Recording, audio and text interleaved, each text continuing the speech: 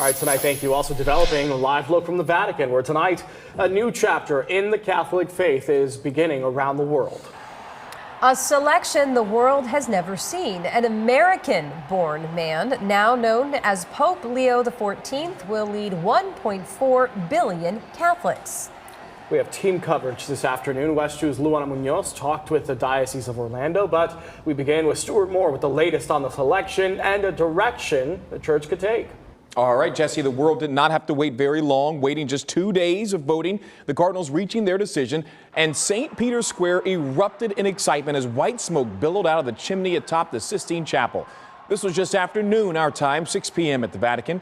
The Pope elected on the fourth vote of the conclave. Then about an hour later, our first look at the new Pope. His name is Robert Francis Prevost and has taken on the papal name of Pope Leo XIV.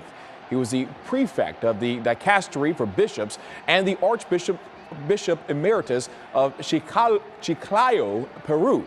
As he addressed the faithful for the first time, he spoke in Italian and Spanish, but not English, which for me is hard to do. Here's what we know about him at this point. He is 69 years old, originally from Chicago. Not sure if he's a White Sox or Cubs fan.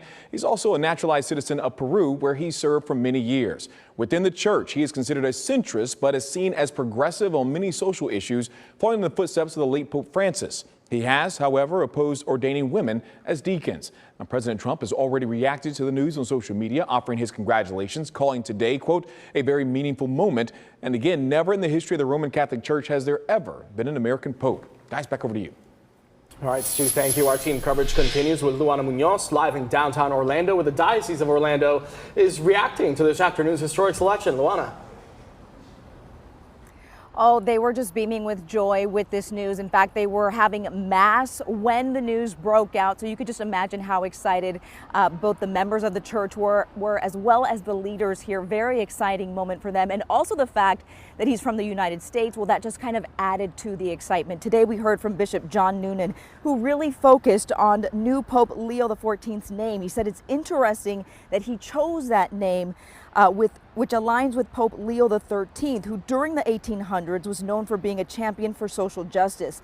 They expect Leo XIV to be someone who will be a pope for the people. And that is something that this pope has previously been open about, taking a very strong stance against immigration policies that the U.S. has recently adopted.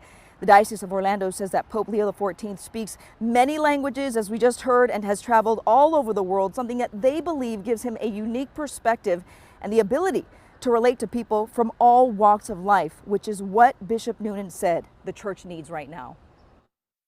1 minute you're, a regular person, now you're the Pope for the whole world is kind of a real awesome responsibility. So I would say he is very human, but he's also a very, wholesome person. He's smart, he's intelligent. As I said, he was a mathematician. He taught math in high school and in college. So he's a man who thinks, and he knows, the Lord is calling him to something very important now. And make sure to stay with West 2 News. Our coverage is going to continue at 5 and 6 p.m. We're going to hear from local church members as well, who were excited to hear of the news of this new Pope, Pope Leo XIV. Covering Orange County live in Orlando tonight, I'm Luana Munoz. We'll send it back to you.